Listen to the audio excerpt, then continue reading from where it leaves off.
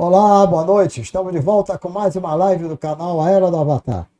Hoje recebendo o professor Alexandre Campelo, que vai nos trazer um assunto muito curioso, muito, assim, que dá margem a muita especulação, imaginação, mas que na final das contas não é uma informação, como ele mesmo diz, não é informação conclusiva. Estamos aqui pregando uma nova concepção, mas ele vai trazer elementos para a gente saber o que se diz por aí. Há muita coisa, há muito material sobre isso. E ele vai falar sobre a possibilidade de Jesus ter vivido e morrido na Índia. Terá ele vivido e morrido na Índia? Essa é uma pergunta. Ele não afirma, ele pergunta, ele coloca no ar, né? E nós vamos tirar nossas conclusões. Não vou delongar muito, eu vou já iniciar, mas antes eu quero pedir a vocês que ainda não se inscreveram, que por favor se inscrevam no nosso canal. Isso é muito importante para a difusão do conteúdo que a gente tem a aventura de ter aqui no canal. Conteúdo de muito boa qualidade. E universalista, né? Mas você aqui não tem os mais importantes de cada filosofia, né? Desta, daquela, mas não se trata disso. Nosso objetivo é o conhecimento, é levar o conhecimento de forma acessível, de forma respeitosa, né? E universalista, como eu digo. Sempre faço questão de dizer isso. Essa é a nossa perspectiva, né, do estudo, é o universalismo. Curtam o conteúdo, compartilhem também, que é importante, e vamos à nossa live.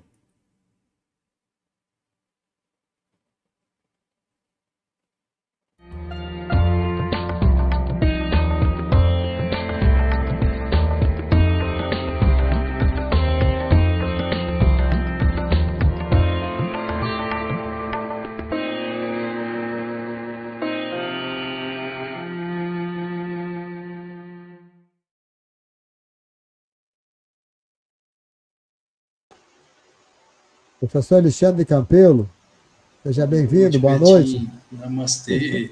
Prazer renovado estar conversando com você, meu amigo.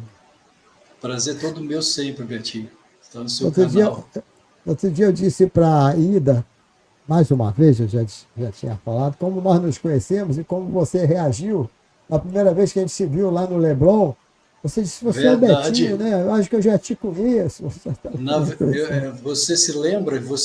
Não sei, agora eu não sei se fui eu que enviei o e-mail para você ou você me enviou o e-mail. Nós nos comunicamos por e-mail, se lembra por disso?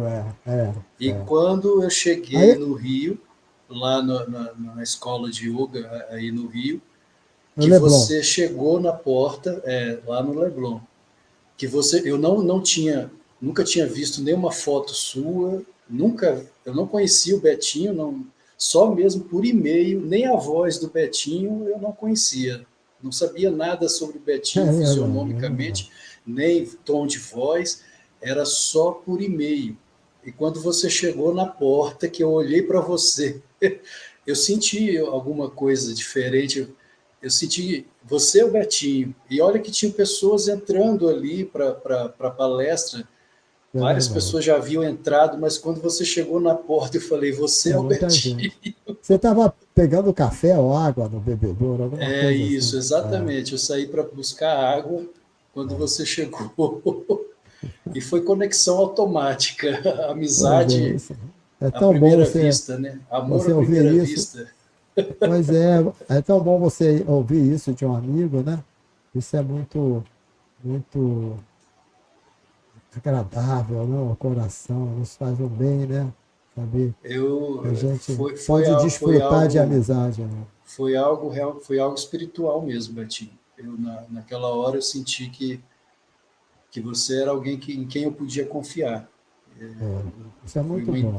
Foi muito forte.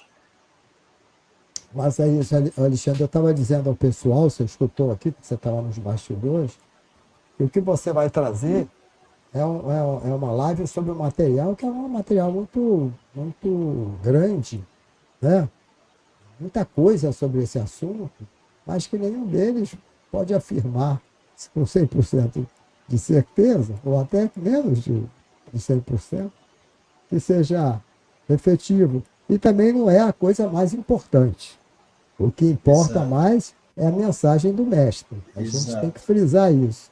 Não estamos aqui querendo colocar em xeque o conteúdo de tudo que Jesus disse, de, ensinou e de, deixou para a eternidade. De forma exato, nenhuma, né? A gente está aqui para trazer informação para que as pessoas saibam que há muita controvérsia, né? As coisas não são. Por exemplo, o próprio Evangelho, né? Ele foi escrito 60, 50 anos depois, como nos ensinam nossos mestres, e houve uma certa, pela distância do tempo, deve ter havido alguma, alguma diferença do original, uma pequena diferença, e talvez, e depois vieram as traduções, as manipulações, quer dizer, a gente não tem certeza porque são 2000 anos, né? Não são 200 dias, né? existiram ao longo dos séculos muitos concílios, né, muitos É. grupos. Betinho, eu vou te pedir só um segundo, porque eu estou percebendo que a minha tela ela está balançando e é por causa do ventilador que está aqui atrás. Mas não Só um está segundinho. mas não tá Oi? afetando nada, não. Eu estou Não está percebendo que a atrapalhando. tela está balançando, não Não, está, não? não está atrapalhando nada. Além Você da vai morrer de. cortina aqui atrás também, não atrapalha, Ah, não? mas você está com calor Tá. aí, vai morrer de calor para não balançar a cortina. Deixa a cortina balançar, o Dharma dela. Está É isso balançando aí. bastante. A tela está Não, fazendo mas assim, a estou sua percebendo. imagem tá estável, balançando muito pouco. Entendeu? Tá bom, Você que então. sabe. Vou deixar com você então, meu irmão, para você fazer a abertura. Ah, antes disso, deixa eu fazer aquilo que eu faço sempre. Agradecer a presença das pessoas que estão conosco, que deixaram já uma saudação aqui, a Cléo Santos, o Getúlio Costa, nosso irmão lá de Natal, Verita Sai, Sônia Mesquita, nossa, nossa companheira aí, nossa irmã, que nos ajuda muito, colabora muito, a Laís Sá, a Guacira Lígia também, a Ana Maria Bittencourt também, que é a irmãzinha querida, o casal Milton Monteiro e Solange, lá de Goiânia, Maria Bittencourt é de São Paulo, Sônia Mesquita é de São Paulo, a Verita, que eu vou pedir perdão a ela, que eu esqueci de onde ela é, mas também isso não é tão relevante. Relevante é que ela está aqui, ela e a Cléo. Mas vou deixar com você, o Ok, Alexandre, para você Betinho. dar início, tá? Ok. Boa noite mais uma vez, Namastê. Como o Betinho iniciou, a intenção não é, de forma alguma, promover alguma discordância, não é, com o cristianismo, mesmo porque o hinduísmo, do qual viemos, não é, eu como discípulo de Paramahansa Yogananda, vocês aqui como discípulos de Satya Sai Baba, discípulos de Ramakrishna, discípulos de Krishna, né? Nós temos também Vaishnavas no canal do Betinho, a Era do Avatar. A intenção não é promover nenhuma polêmica, apesar de que as afirmações que não são feitas por mim, mas por estudiosos, autores, historiadores, né, que apresentarei hoje, podem ser polêmicas para nossos irmãos cristãos, porque mexem com o dogma cristão, queiramos ou não, a afirmação de que Jesus possivelmente tenha viajado para a Índia naquele período, não é, que vai dos 12 aos 30 anos, e que depois da crucificação ele tenha retornado, ou seja, isso mexe com o dogma da ascensão. Mas a questão é, nós desejamos permanecer presos ao dogma ou desejamos a verdade. Então é questão apenas de diálogo, diálogo interreligioso, que é fundamental. E esse diálogo, em verdade, quando vamos estudar a história da cristandade, a história da igreja, e eu tenho pós-graduação em teologia, sou pedagogo, mas tenho pós-graduação em teologia, na história da cristandade, a história da igreja, existem os concílios ecumênicos, existem diálogos e discordâncias, existem até, isso claro, o que eu vou falar aqui, na visão dos nossos irmãos cristãos, pode parecer provocativo, pode parecer polêmico, mas a história nos mostra até uma certa perseguição aos chamados gnósticos. Os gnósticos cristãos, inclusive Irineu de Lyon, que foi um dos grandes antagonistas da cristandade gnóstica.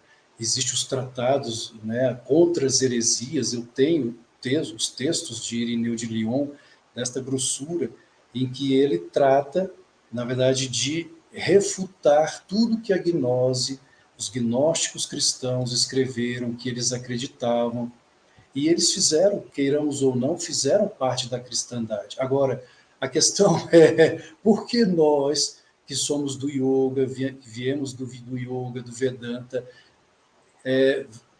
queremos falar sobre Jesus na Índia? Qual a importância para nós do yoga de ter Jesus na Índia? O hinduísmo não perde em sentido algum para o cristianismo, não perde em nada para nenhuma tradição. Então, afirmar que Jesus esteve na Índia e que possivelmente, isso aqui não é uma afirmação conclusiva, são evidências não conclusivas, é isso que tem que ficar bem claro. Existem evidências não conclusivas de que Jesus esteve na Índia e que possivelmente o seu corpo está lá, na Caxemira, em Srinagar. São evidências não conclusivas. Qual a importância para nós do yoga falarmos sobre isso? Não é para enriquecer o hinduísmo não precisa disso. Quando a cristandade fala sobre o verbo encarnado, que foi Jesus, para os cristãos, e falam sobre isso lá na Índia, os indianos podem responder aos cristãos: sim, que interessante vocês terem uma encarnação do Verbo. Nós temos incontáveis encarnações do Verbo. Eu e você também somos encarnações do Verbo, só que adormecidos. Os avatares, a tradição dos avatares são aqueles que despertaram.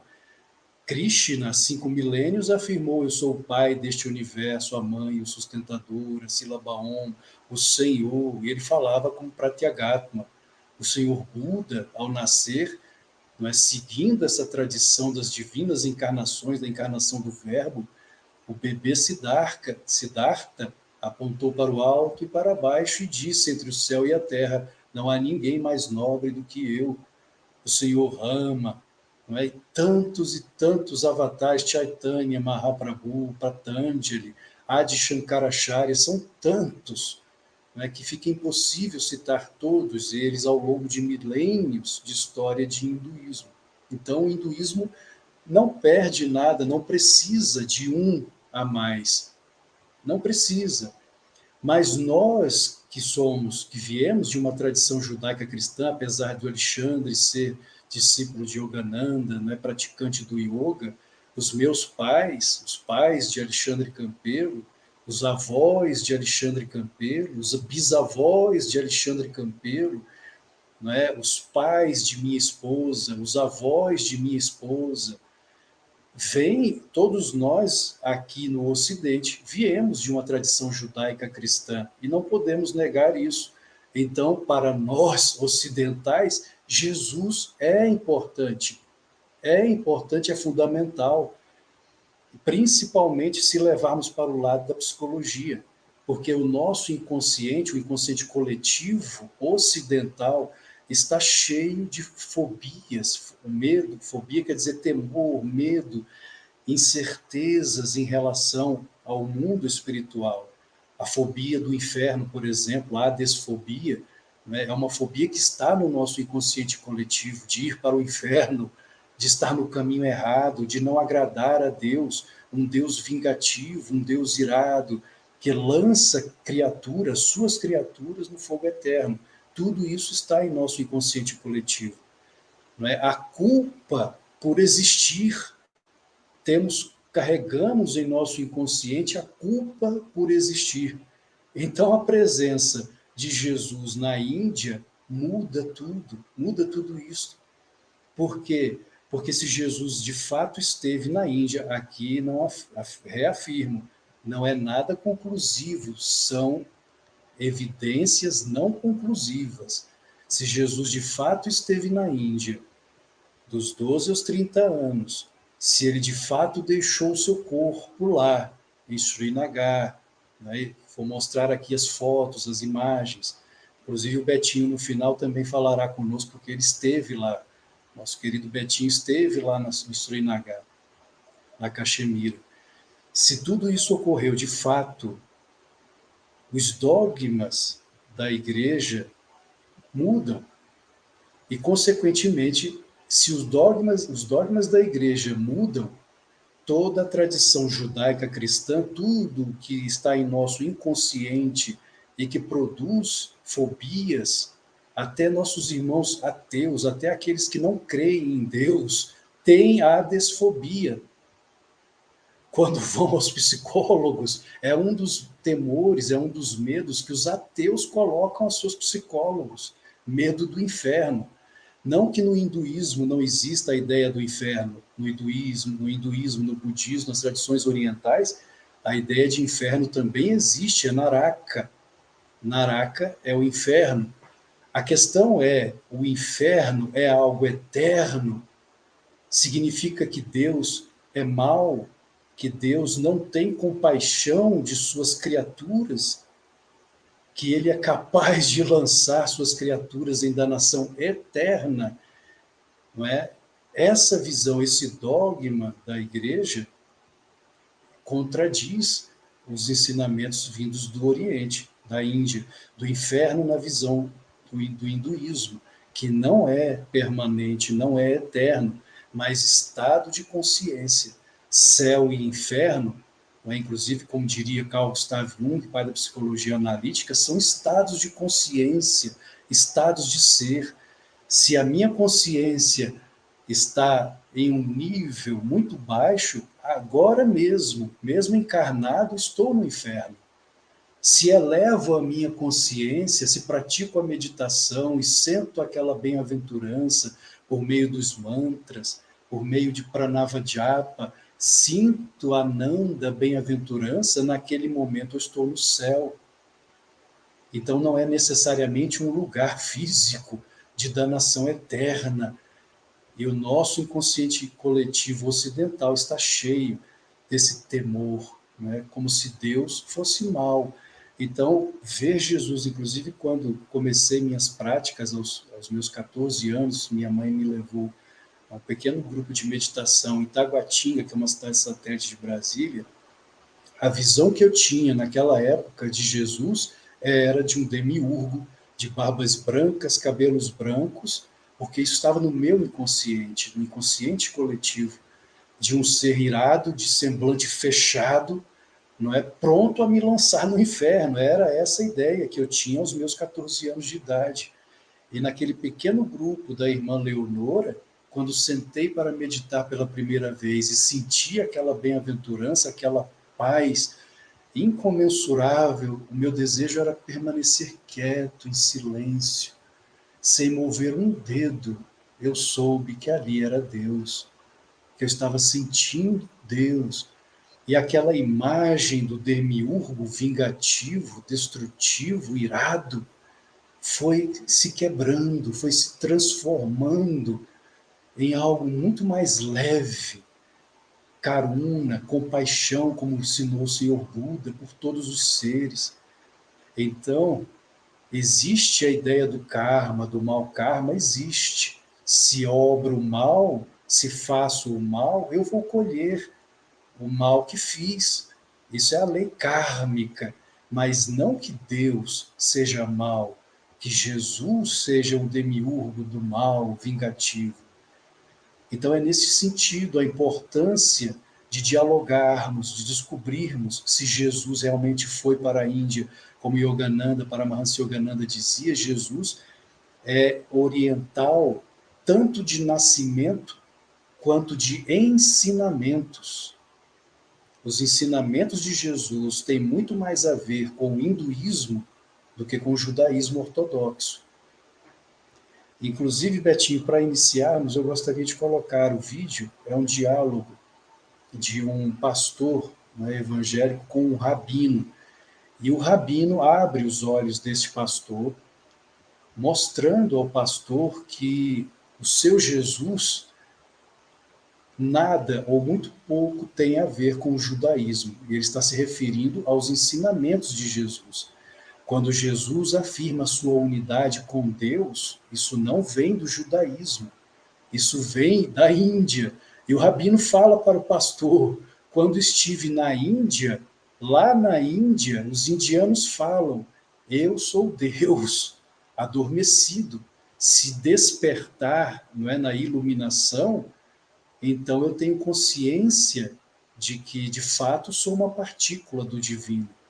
Enquanto estou adormecido, eu não sei quem sou, mas se acordar, saberei que sou parte dele, que foi o que o seu Jesus fez. Então isso não vem do judaísmo, o rabino fala ao pastor. Vá para a Índia, ele diz, e você descobrirá o seu Jesus lá na Índia.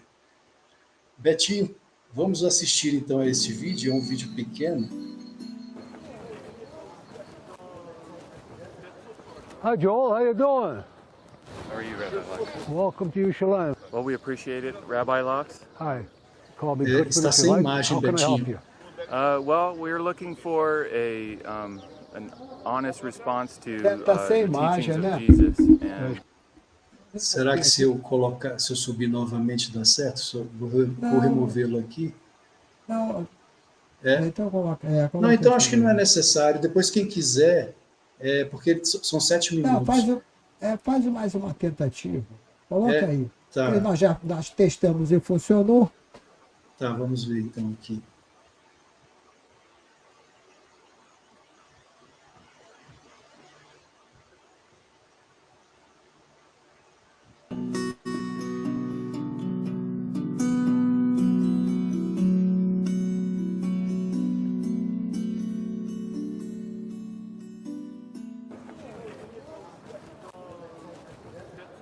Hi, Joel. How you doing? how are you, Rabbi Locks? Welcome to Yerushalayim. Well, we appreciate it, Rabbi Locks. Hi. Call me Goodford if you like. How can I help you? Well, we're looking for an honest response to the teachings of Jesus. And That's good. Okay. Let me explain to you. An honest response. A little story to explain it. Once upon a time, there was a king. The most special, beloved king you could ever imagine. Now, this king had many, many, many children. But for some reason, one of his children became the most famous. And much of the population called him the prince. One day, the king and the prince came to a village. And the whole village got so excited, they went out and they welcomed the prince. How do you think the king felt? The man you call Yashka, this guy, he said, here's how you pray. Our Father. You guys are focusing on a man, and you're forgetting God, the Father. well, let me ask you this. I mean, Jesus said of himself, he said, before Abraham was born, I am. Why did people pick up stones to stone him when he said that? It says in the Torah, you should know this day and take it to your heart. The Lord is God. In the heaven above and on the earth below, there's nothing else. There's nothing besides God. God is the I am. Over in Hinduism, they say that man is God. That's idolatry. God is all. So it's idolatry for a man to claim to be God. God is all. If he says that it's all God, including me, that's not idolatry. God is unlimited. God is infinite. That man is not infinite. He's limited. You believe that Jesus kept the Sabbath? He said he didn't, according to that book. Okay. And then, Moses said, excuse me, Okay. in Moses' time, a man broke the Sabbath by gathering sticks. And they asked of God what they should do. In those days, a person would be killed for doing such a thing. Now, in that book that you have, he went and he picked plants on Sabbath, and he said, man is greater than Sabbath. Sabbath's here for man. or So he he- claimed that he was the Lord of the Sabbath. Okay, so now we have the Bible that says don't pick plants on Shabbos, on Shabbat, and we have this man come along and say, it's okay. Now, am I going to accept him? Look what happened. We don't have to go by faith anymore. Every single Jew who followed that religion, that belief, his grandchildren are Luke and John. They're not Jews anymore. Your belief spells, God forbid, the destruction of my people. That I don't want. So another thing that Jesus did is they brought him a man and they laid him before him. He was crippled, and he said to the man, your sins are forgiven. And that was called blasphemy. Why? Well, because a man can't forgive another man's sins. God has to forgive the person's sins. Okay. And so I could say your sins are forgiven. What's the proof of that? And that teaching, bottom line, I mean, at its core, before Abraham was, I am forgiving sin, greater than the temple, I and the Father are one. What he's doing is he's claiming to be God, correct? I lived in India for 2 years. And over there, they say when you become God realized, you say, I am God, I am. They say, I've seen it over there. Talk about thousands and thousands of people. He's not the only one that came up to that conclusion. Sure. And what we come up to say, we don't come up and say, I am God. When we understand the truth, we say, God is all, including me. Right. Big difference. Okay. This argument's been going on for 2,000 years. I don't think I'm going to change your mind and understand. You're a pastor in the church. You have your book and your way of understanding. You're going to keep on saying it says what you want to say. What I would like you to learn, you're a decent human being. Go to the Father. Go to the King. You're always focusing on, I read that you say, you're here only to serve Yashka. You're here only to serve him. Serve the Father. Serve the King. He's the one. He's the creator of all. I believe that his teachings were true, that he is God who became man and took on a body for the purpose of sacrifice, to be sacrificed as a Passover lamb for the forgiveness of my sin. The Torah tells us clearly, no man will die for another man's sins. The Father won't die for the Son's sins, and the Son won't die for the Father's sin. The Bible tells us this. Now you come along and say, this man died for somebody else's sins. That contradicts the Torah. The other thing that he said of the Scripture, of the Torah, is he said that in it, people search for eternal life, but his claim was that the Torah and Scripture were about him personally, and that in him is eternal life. Okay, let me give you, okay. We're going to do what I told you. We'd never solve the problem by going this way, but let me give you an example, okay? We have the prophet Malachi. You call him Malachi. He's a trustworthy prophet. And he said like this, Eliyahu was going to come to usher in the age of the Messiah, and he's going to bring peace between the Father and the Son, the children and the Father. In your book, Yashka says, I didn't come to bring peace between the Father and Son, I came to bring war. Now you're asking me to believe him over the prophet. The prophet said, I come to bring peace in the family. And he specifically says, I didn't come to bring peace, I came to bring war. Now, how can I believe such a man? Who am I going to do? Throw away the whole Torah, the whole Bible, our whole life? Well, what is your take on the Messiah? I mean, are you expecting a Messiah from studying your scriptures? Any minute.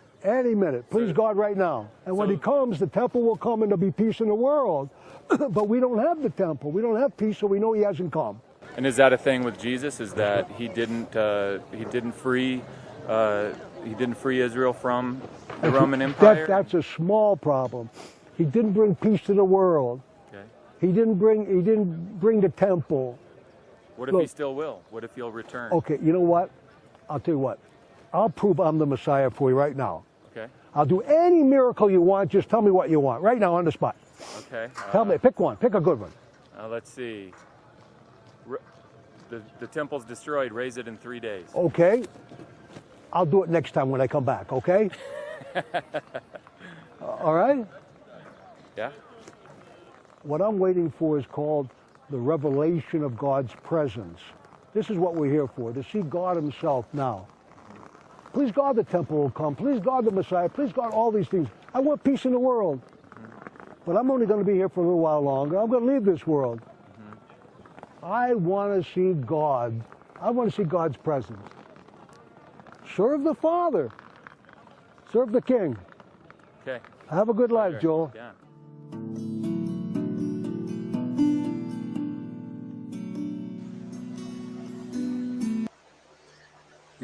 Ficou claro, quando Jesus foi quase apedrejado pelos fariseus, por que isso aconteceu? Como está relatado no Novo Testamento. Por ele afirmar a sua unidade com o Pai. Eu e o Pai somos um, sou filho de Deus. Então os judeus, não é, naquela época, quiseram apedrejá-lo e o levaram ao sinédrio e o crucificaram. Por quê? Por afirmar a sua unidade com Deus. Moisés nunca afirmou isso, nem Abraão, nem Isaac, nem Jacó, nenhum dos profetas do Antigo Testamento, nenhum deles afirmou ser uno com Deus, ser o próprio Deus ou ser filho de Deus. Jesus foi o único. Isso vem de onde? Onde encontramos essa afirmação? Eu sou Deus. Só na Índia, somente na Índia. Então, os ensinamentos de Jesus, é o que o rabino quis dizer, nada tem a ver, ou quase nada tem a ver com o judaísmo. Apesar de ele afirmar que não veio para destruir a lei e os profetas, mas para dar cumprimento. E ele não mentiu, Jesus não mentiu, ele falou a verdade, mas os judeus, nesta visão ortodoxa, não compreendiam como não compreendem ainda hoje. Jesus, em verdade, quis trazer e tentou trazer o autêntico judaísmo, que vem da Índia. Os ensinamentos de Jesus, em sua essência, não têm a ver com a visão ortodoxa, isso que nós devemos entender, com a ortodoxia, nem a ortodoxia judaica e nem a ortodoxia cristã. Por quê? Os ensinamentos de Jesus têm muito mais a ver com aquilo que os mestres da Índia afirmaram. Betinho, se você puder colocar, por favor, os slides. Eu elenquei aqui alguns pontos em relação a isso. Os ensinamentos de Jesus têm muito mais a ver com os ensinamentos da Índia, do Emmanuel, Deus conosco. Né? Eu sou o que sou. Quando Moisés tem a visão de Deus na sarça ardente, ele não afirma, Moisés não afirmou ser filho de Deus, não afirmou essa unidade com Deus, apesar de estar unido a Deus. É como Ramakrishna na Índia.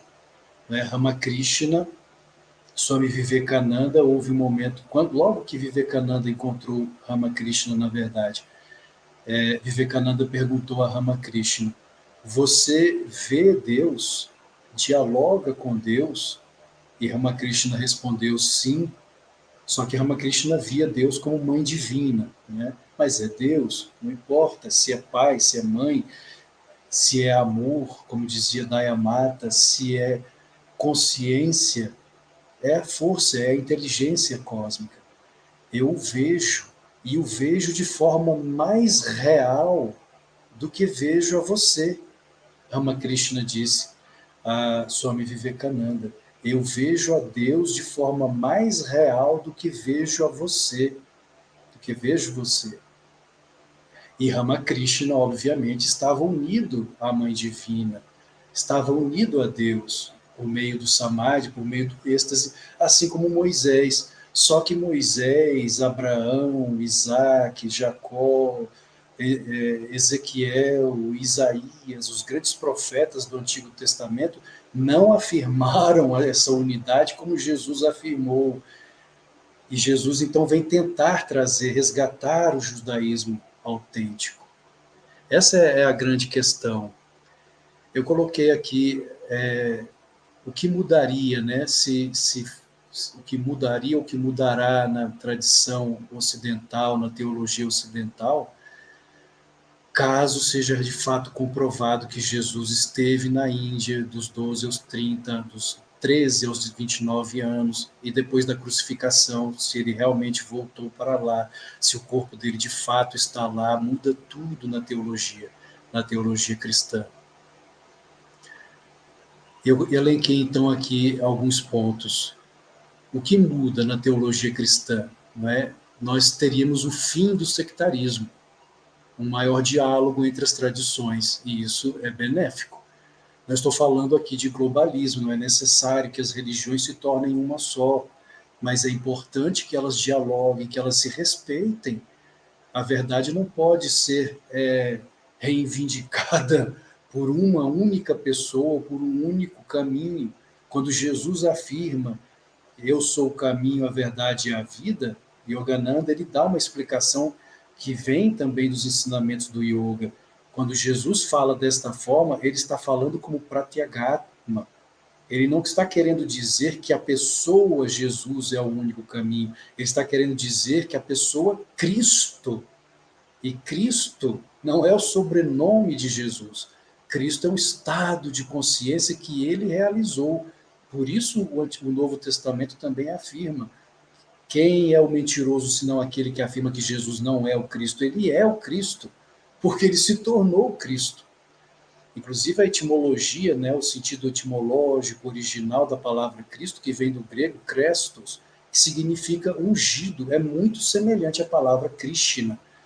Roger Caster, autor do livro Jesus Viveu na Índia, ele faz essa comparação etimológica. Existe um sentido muito parecido entre Cristo e Krishna, que são epítetos, estados de consciência e não sobrenomes de Jesus e de Krishna. Jesus, o Cristo, Jadava, o Krishna, estados de consciência e não sobrenome. Então, se for de fato constatado que Jesus realmente esteve na Índia, nós teremos um maior diálogo entre as tradições, entre as religiões, uma compreensão muito mais profunda dos ensinamentos do próprio Cristo, do próprio Jesus. Ou seja, acaba essa disputa, essa guerra entre tradições, entre religiões. Um outro ponto, caso seja comprovado que Jesus esteve na Índia, e eu já vou adiantar aqui como isso pode ser comprovado. Por exemplo, que o corpo dele realmente está lá. Mostrarei as imagens mais à frente, né, do possível túmulo de Jesus em Srinagar.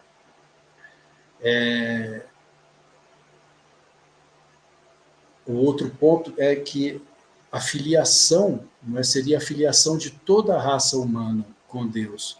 Porque até o momento, na visão da cristandade, na visão ortodoxa da cristandade, nós somos meras criaturas. Cada um de nós é uma mera criatura. A partir do momento que aceito a Cristo, não é, como meu Salvador, isso é um dogma, passo a ser filho de Deus, considerado filho de Deus. Mas se eu não aceito a Cristo como Salvador, ou como o único Salvador, então estou condenado ao fogo eterno. Isso é o dogma, essa é a visão da cristandade. E aí entra aquela questão da adesfobia, né, do temor ao inferno, que é uma forma, em verdade, de nos aprisionar, é a religião do medo. Será que nós devemos aprender a amar a Deus? Devemos amar a Deus ou temer a Deus? Será que a tradição, a religião, deve ser aquela do amor ou a do temor?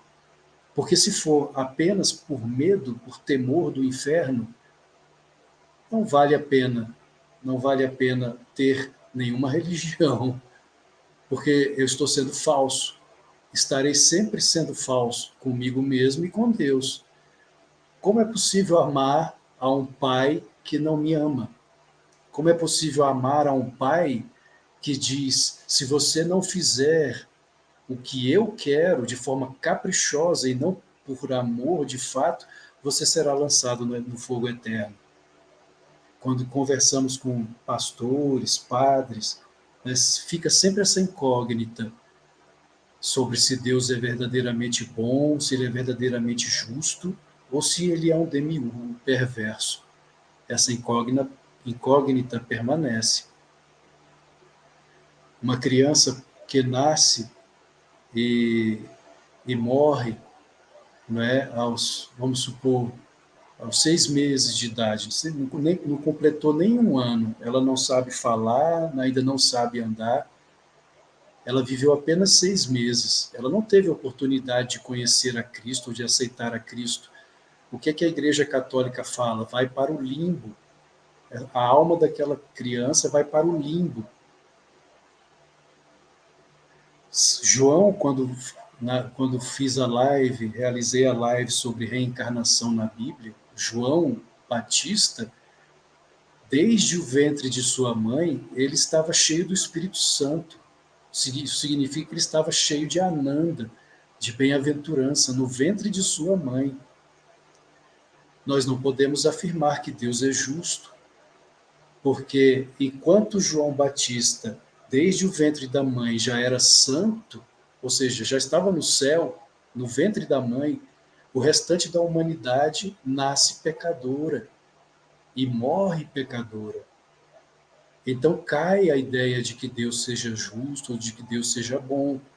Por isso a tradição do Oriente nos parece bem mais justa, a ideia de reencarnação, de filiação com Deus, de que somos partículas de Deus, adormecidas, que somos, na verdade, quem sofre aqui neste mundo de dukkha, de sofrimento, de dualidade, de maya, é o próprio Deus que está sofrendo, experimentando. Tudo que nós experimentamos é Ele que está experimentando em nós, e Jesus deixa claro isso em uma passagem do Novo Testamento, quando ele afirma que quando deres de comer a um destes que tem fome, é a mim. Quando deres de vestir ao que está nu, é a mim que estais a vestir. Quando fores à prisão visitar um prisioneiro, é a mim que estais visitando. E essa visão não vem do judaísmo, isso vem do yoga. É a visão da superalma, do Atma, em todos. Desde o reino mineral, reino vegetal, animal, humano, até o angelical, Deus está no coração de todos. De todos. Isso é hinduísmo. Os ensinamentos de Jesus, como o Rabino falou ali no vídeo, vêm do hinduísmo. Então cai essa ideia de que a filiação, a consubstancialidade, pertence apenas a Jesus, que vem dos chamados concílios ecumênicos de Niceia, 325 depois de Cristo, e Constantinopla, 381, o chamado Creno Niceno-Constantinopolitano, que torna Jesus o único Filho de Deus, consubstancial com Deus, e tira essa divindade de todos nós. Leva a humanidade a meros pecadores, criaturas destituídas da divindade, da chispa divina em seus corações. Então é outro ponto, é outro dogma que cai, não é, se Jesus de fato esteve na Índia e se seus ensinamentos, como Paramahansa Yogananda afirmava, são de fato originários da Índia.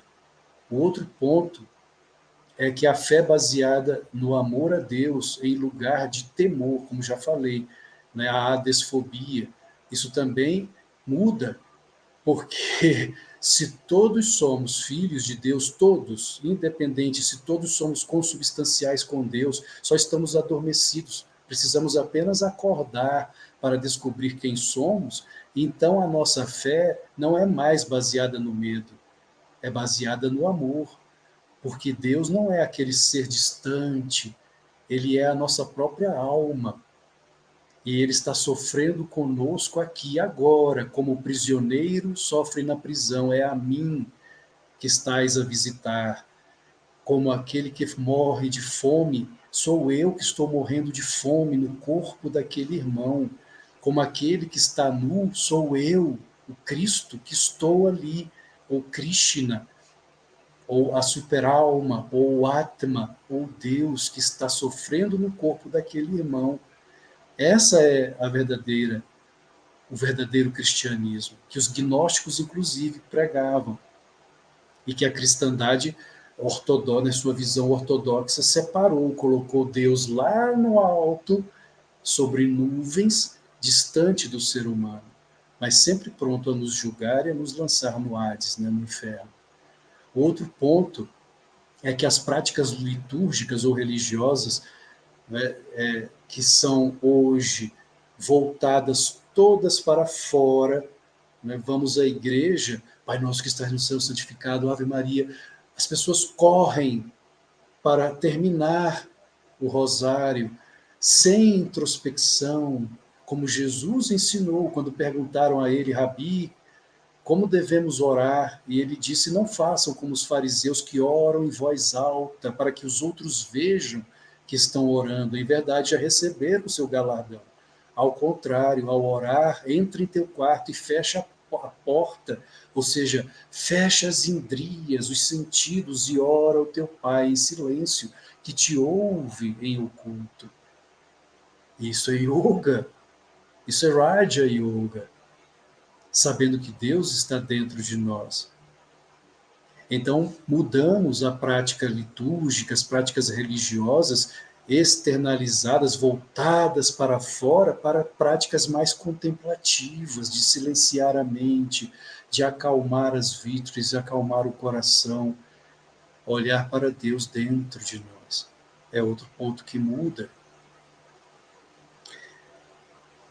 E o quinto ponto que coloquei aqui, a inexistência do dogma da ascensão, né, que glorifica a carne. O dogma da ascensão glorifica o corpo, a carne, mas nós somos espírito e não carne.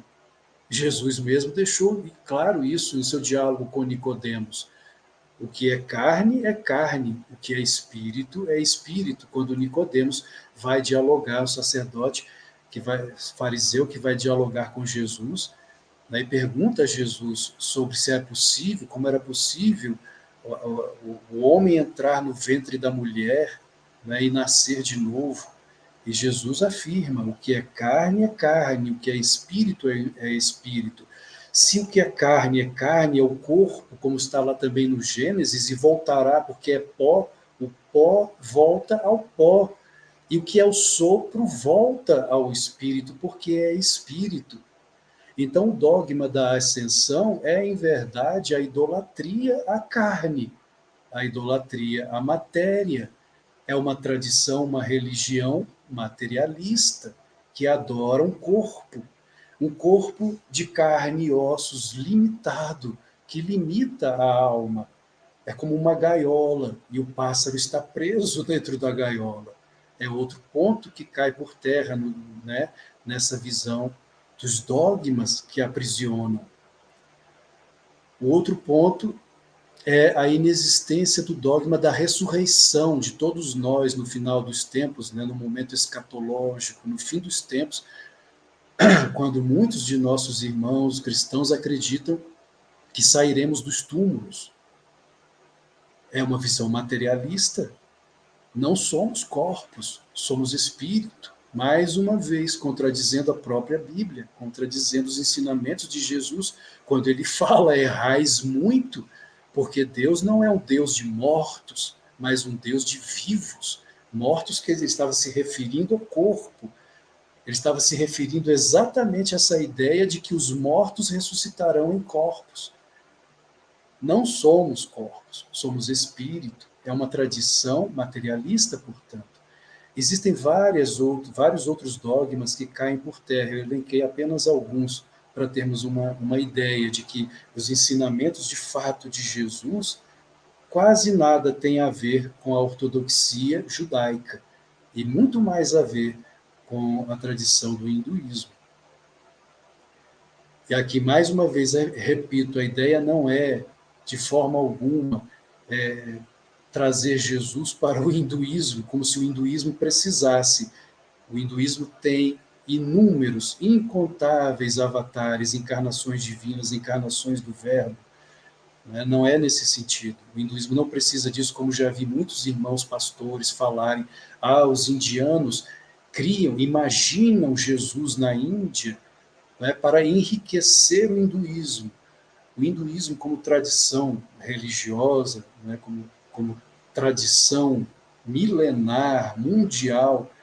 Se pegarmos todos os Shastras indianos, somente os Vedas, se juntarmos os Vedas com os Upanishads, os Brahmanas, todos os textos, os Shastras de um modo geral, os épicos, Ramayana, o Mahabharata, não existe nenhuma outra tradição religiosa no mundo que se compare à riqueza do hinduísmo. Só os Puranas são riquíssimos, contando, narrando as histórias de inúmeros santos, que é impossível citarmos todos. Prahlada, a história de Prahlada, mas são tantos, impossível. A história de Prahlada é belíssima, né, em que ele é o devoto do Senhor Vishnu, uma criança, e tem Naranzinha, né, na história, inclusive, eu não sei, eu acho que até o Priya já deve ter contado a história dele aqui no canal A Era do Avatar. A história de Swami Narayan, outra criança divina, são tantas as histórias, os poderes miraculosos, os Siddhis, né, de Swami Narayan, de Prahlada. Então, o hinduísmo não perde para nada em relação a qualquer outra tradição.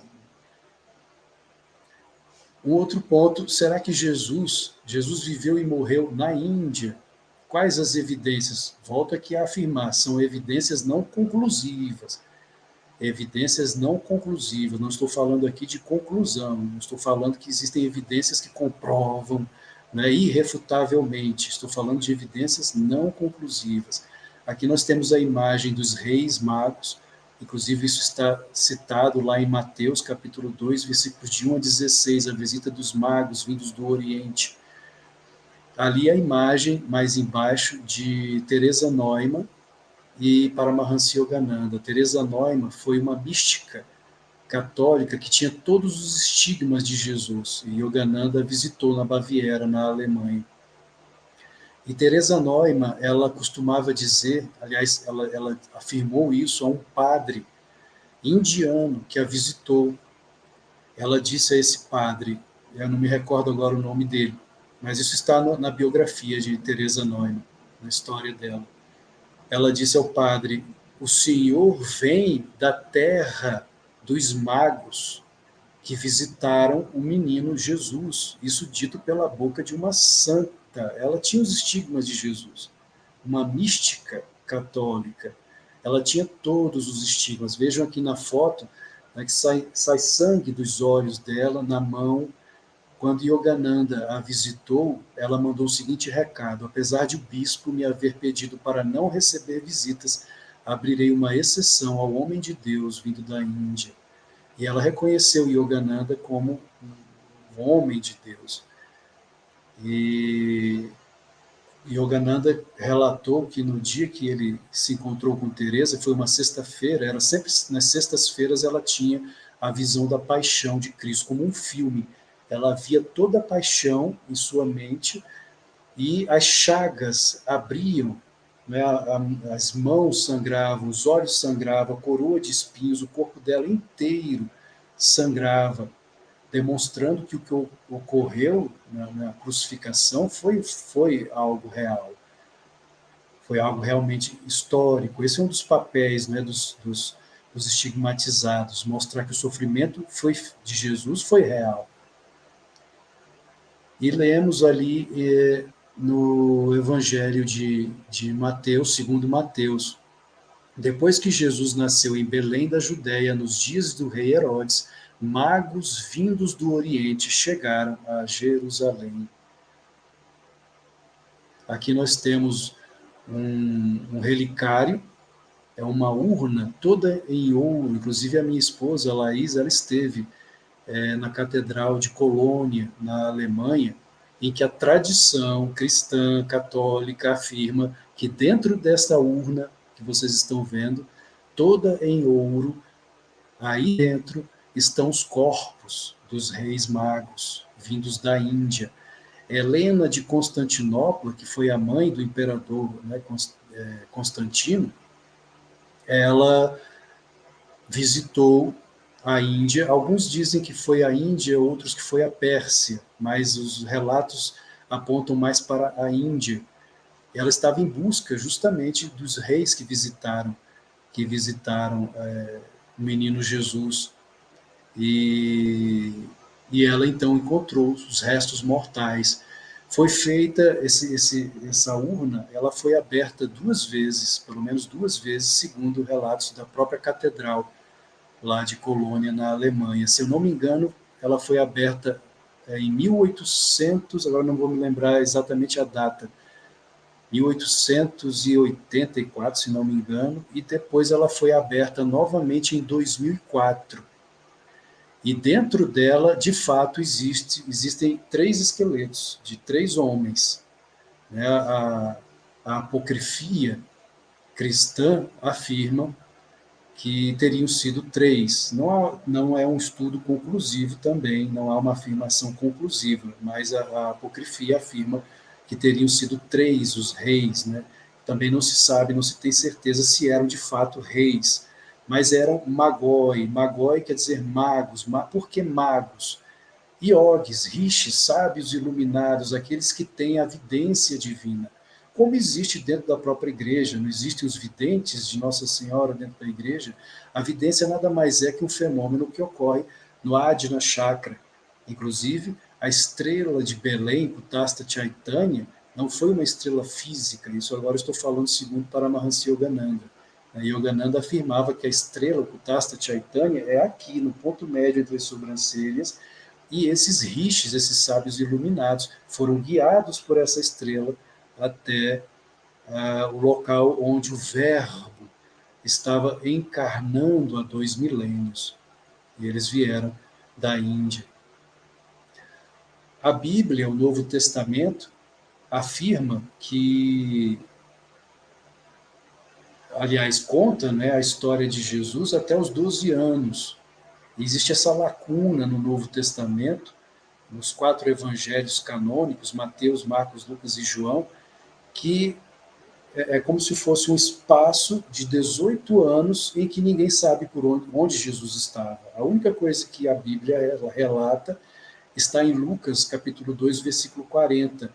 E o menino crescia e se fortalecia, enchendo-se de sabedoria.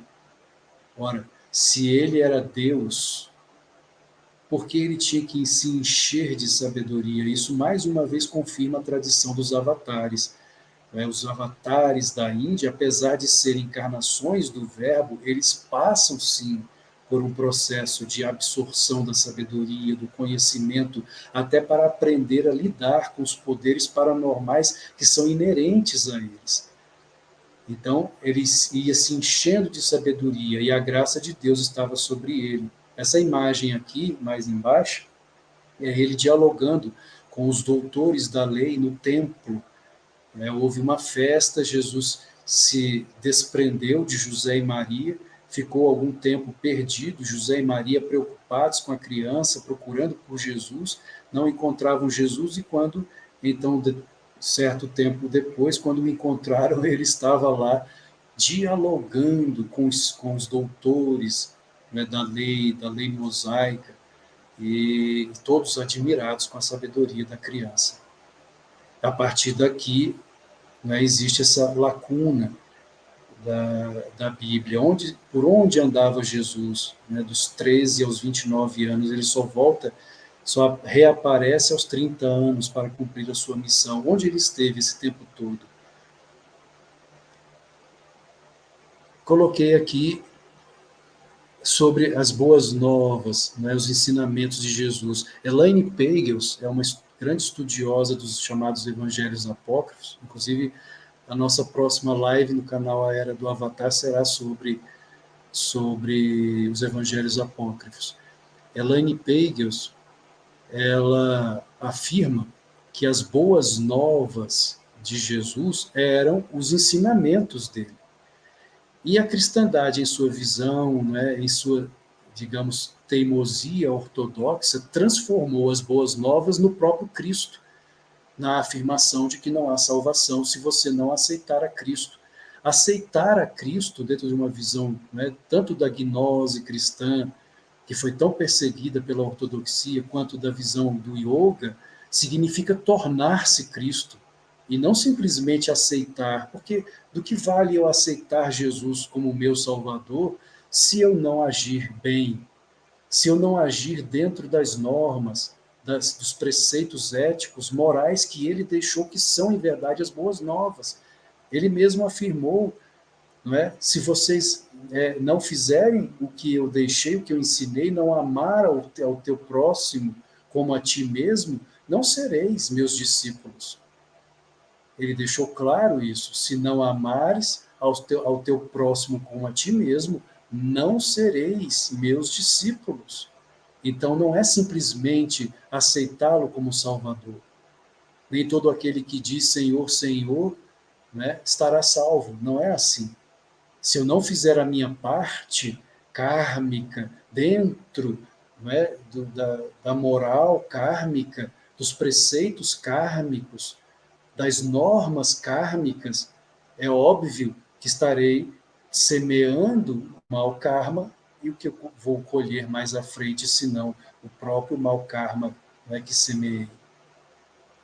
Isso faz parte das boas novas de Jesus. Quando Jesus afirmou a sua unidade com o Pai, isso aqui já foi falado inclusive, ele quase foi apedrejado, né, pelos judeus.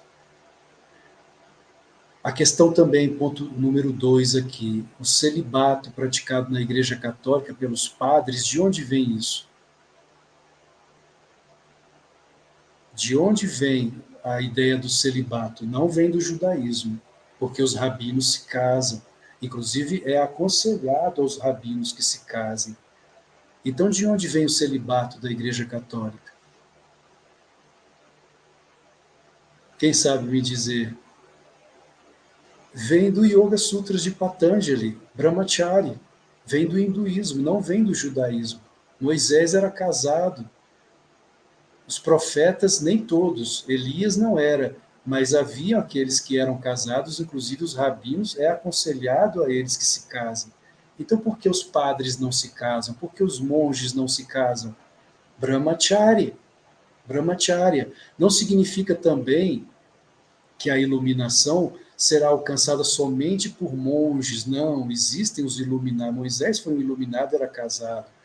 Na Índia nós temos Lahiri Mahashaya, Paranguru de Yogananda. Lahiri trabalhava na estrada de ferro, né, trabalhava durante o dia todo, meditava à noite, foi um homem casado, teve 4 filhos. Lahiri foi tão evoluído, que o seu corpo físico era impossível de ser fotografado. Os discípulos não conseguiam fotografar o corpo de Lahiri Mahashaya, foi um homem casado. No entanto, apesar de ser casado, ele praticava Brahmacharya com sua esposa no lar. Não é? Então, o Brahmacharya não é só o monge, não é, que pode praticar Brahmacharya. Nós, casados, também podemos, como o próprio Paulo, inclusive, Paulo apóstolo afirma em uma de suas cartas aos Coríntios, ele fala sobre a importância, né, do celibato. E se você não puder ser celibatário, ele afirma, case-se e seja fiel à sua esposa. Então você está preservando a energia sexual, a libido, né, Oja Shakti, como Swami Vivekananda gostava muito de afirmar, a preservação da energia sexual. Isso tudo vem de onde? Não do judaísmo, vem do hinduísmo, muito mais do hinduísmo. Alguns dizem assim, e creem, né, que Jesus se casou com Maria Madalena, que Maria Madalena teria sido a esposa de Jesus, né, que teria tido filhos com Maria Madalena. Existem até pessoas que afirmam ser descendentes dessa linhagem de Jesus e Maria Madalena. Pode ser que seja verdade, não é nada conclusivo, pode ser, mas a questão é, Jesus alcançou um estado de consciência, ele é um avatar, é uma encarnação divina. Se ele de fato se casou com Maria Madalena, não foi por atração sexual, isso é algo que tem que ficar claro. Não foi por atração sexual, ele já tinha superado isso. Os avatares já superaram isso. Apesar de estarem encarnados em corpos humanos, a consciência deles não está nos chakras inferiores, já ascendeu para o jardim do Éden, os chakras superiores. Os prazeres que os avatares sentem não são mais carnais, são espirituais. Os prazeres carnais estão nos chakras ditos inferiores. os prazeres superiores estão nos chakras superiores. Inclusive, quando ele fala a Nicodemos que é necessário nascer da consciência do alto. O que é nascer da consciência do alto? Esotericamente falando, é nascer da consciência da montanha. O que é a consciência da montanha? O corpo humano é semelhante a uma montanha. Quando Moisés dialoga com o eu sou o que eu sou, né, era um fogo na sarça, a sarça ardente, lá no alto da montanha é aqui. Adna Chakra Sahasrara, lótus de 1000 pétalas, eis o topo da montanha. No topo de sua cabeça é o alto da montanha, a consciência mais elevada. Então, quem está neste nível, como foi o caso de Lahiri Maharaja, e ainda assim se casa, é por alguma missão divina e não por atração sexual, porque eles já superaram isso. Eles já não têm mais essa necessidade. Ramakrishna Paramahansa era casado com Sarada Devi. E como Ramakrishna via Sarada Devi? Como a mãe divina, eles moravam na mesma casa e nunca tiveram qualquer relação, dormiam em quartos separados, eram casados. Existe até um episódio da vida de Ramakrishna e Sarada Devi, em que ela subiu sobre o altar e ele a adorou como mãe divina. Ele a via, de fato, como uma mulher santa, a mãe divina. E ele a adorou como mãe divina, entrou em êxtase, em samadhi. É como, inclusive, a energia sexual, isso é mais uma vez aqui citando Yogananda. Yogananda afirma que a energia sexual, o desejo, o prazer sexual é uma cópia, nas palavras dele, mal feita do prazer espiritual. Por quê? Porque o prazer sexual ocorre nos chakras inferiores. E o prazer espiritual ocorre nos chakras superiores. Estes dias eu li um outro avatar falando sobre o prazer sexual e ele disse, agora não me recordo quem foi, são tantos, né, que eu já nem me recordo mais quem foi que disse isso, mas ele disse assim, o prazer sexual, aliás, o prazer espiritual, né, o samadhi, é infinitamente mais delicioso do que o prazer sexual, mais divino que o prazer sexual. Quem teve a experiência do divino, e aí me lembro até de uma história de Ramakrishna, que ele fala que quem teve a experiência do divino é como um atleta que escalou um alto muro, e quando ele vê o que tem do outro lado, ele fica tão maravilhado, esse é o êxtase, né? Quando ele tem a visão de Deus, que é aqui. A visão de Deus ocorre no Adna, e a união com Deus no Sahasrara.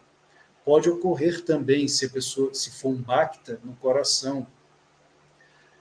E aí Ramakrishna diz, a pessoa, o atleta, né, atleta entre aspas, que escalou esse muro, vê o que tem do outro lado, ele fica tão maravilhado com o que vê do outro lado, ou seja, Deus, tão maravilhado que ele nem olha para trás. Todos os prazeres sensoriais, os prazeres do mundo desaparecem para ele. Foi o caso de São Francisco de Assis, quando entrou em Samadhi pela primeira vez. A Igreja Católica chama de contemplação. São Francisco não queria saber de mais nada. Antes ele era um boêmio, né? Gostava dos prazeres sensoriais, das amizades, das brincadeiras. E quando Francisco começa a despertar, o grande Francisco de Assis, todas aquelas coisas do mundo seculares, para ele já não faziam sentido. Os êxtases de São Francisco são semelhantes aos êxtases dos yogis, dos iluminados da Índia. O terceiro ponto que coloquei aqui é a oração silenciosa, né? Diferente dos fariseus, como já foi falado, como já falei anteriormente. Fecha a porta e ora ao teu Pai que te ouve em silêncio, e não como os fariseus que oram em voz alta, para que os outros vejam que estão orando. Nisso nós vamos vendo as evidências dos ensinamentos, das logias, das boas novas de Jesus, que muito pouco tem a ver com a ortodoxia judaica e com a ortodoxia atual. cristã. Número 4, a compaixão, karuna, por todos os seres sencientes e até mesmo por seus algozes na cruz, também vem da tradição dos grandes bodhisattvas. Quando Jesus é crucificado, em vez de descer da cruz, ele tinha esse poder, né? Era um avatar. Se ele desejasse, ele poderia ter se libertado da crucificação e lançado a todos ali no inferno naquela mesma hora. Mas o que Jesus fez? Pai, perdoa-os, pois não sabem o que fazem. Ele agiu como um bodhisattva. Ele agiu como um Buda, aquele que está cheio de karuna, compaixão por todos os seres. O quinto ponto, os milagres por ele produzidos são conhecidos, não é? Nos sutras de Patanjali, como os siddhis, os poderes iógicos. Aqui, mais embaixo, na imagem de baixo, nós temos ali, não sei se dá para enxergar bem, nesse quadro azul, azul claro. São duas figuras. Um é Adi Shankaracharya, o fundador da Ordem dos Swamis, e o outro é Padmapada, o seu maior discípulo. Existe a história, né, que ocorreu na vida de Padmapada e Adi Shankara, que os outros discípulos de Shankara, isso na Índia, tinham inveja de Padmapada porque Shankara deixava claro que Padma era o discípulo mais querido, favorito, né, de Shankara. E então Shankara reuniu os discípulos para mostrar por que ele elogiava tanto a Padmapada. Então Shankara reuniu os discípulos, né, numa margem do rio, enquanto que Padmapada estava lá do outro lado do rio. E quando Shankara, então, reunido com os discípulos, olha para Padmapada lá do outro lado, ele levanta a mão e grita, chamando Padmapada: meu filho, venha cá, preciso falar com você urgente. Padmapada estava humildemente lavando roupas. E ele, quando ouve o chamado de seu amado mestre, ele então larga tudo e sai correndo sobre o rio e não percebe que ele estava andando sobre o rio, andando sobre as águas. Onde Padmapada pisava, surgiam flores de lótus. Não sei se dá para vocês enxergarem ali na imagem. São flores de lótus que iam surgindo nos pés de Padmapada. Por isso, Padmapada, pés de lótus. Isso é um siddhi, um poder paranormal. Quando nós vemos Jesus andar sobre as águas, sobre o mar, acalmar o mar bravio, o que é isso? São poderes iógicos, são siddhis que os grandes iluminados, os grandes santos, avatares, ekantins, Jivamuktas, Paramuktas, avatares Skanda, avatares Purna, da Índia há milênios apresentam. Padmapada era tão doce, tão humilde, que não percebia o poder que ele tinha, o quão poderoso ele era. Então ele veio correndo e surgiu flores de lótus em seus pés. Ali também eu coloquei a imagem de Krishna com sua mãe adotiva, Yashoda, e Jesus, né, com a sua mãe, com a sua bendita mãe Maria, Nossa Senhora. As semelhanças entre o nascimento e a infância de Jesus e o nascimento e infância de Jadava Krishna. É dito, não é, no Novo Testamento que Jesus nasceu de uma virgem. Essa ideia de Jesus ter nascido de uma virgem não começou com o cristianismo. Quando lemos o Srimad Bhagavatam, os textos Vaishnavas a respeito da vida, do nascimento de Krishna, é dito que Krishna teve um nascimento virginal. O Senhor Buda, Siddhartha Gautama, também.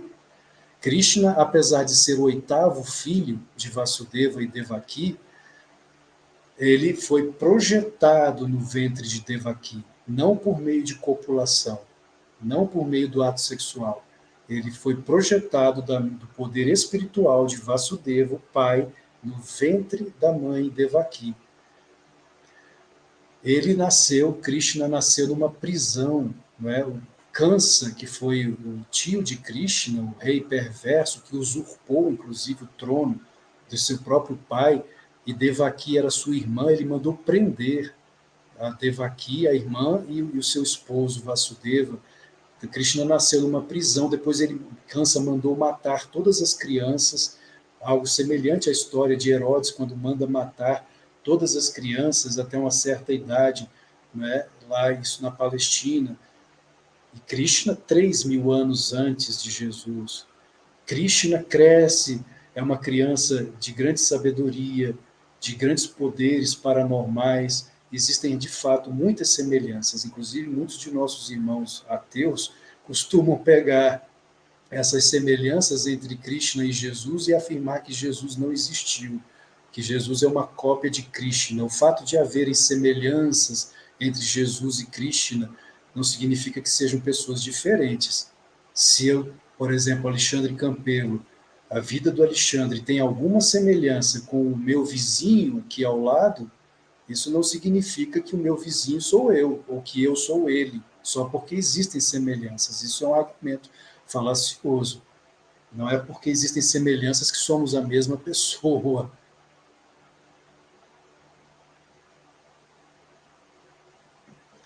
O nome de Jesus é muito interessante. Quem sabia disso?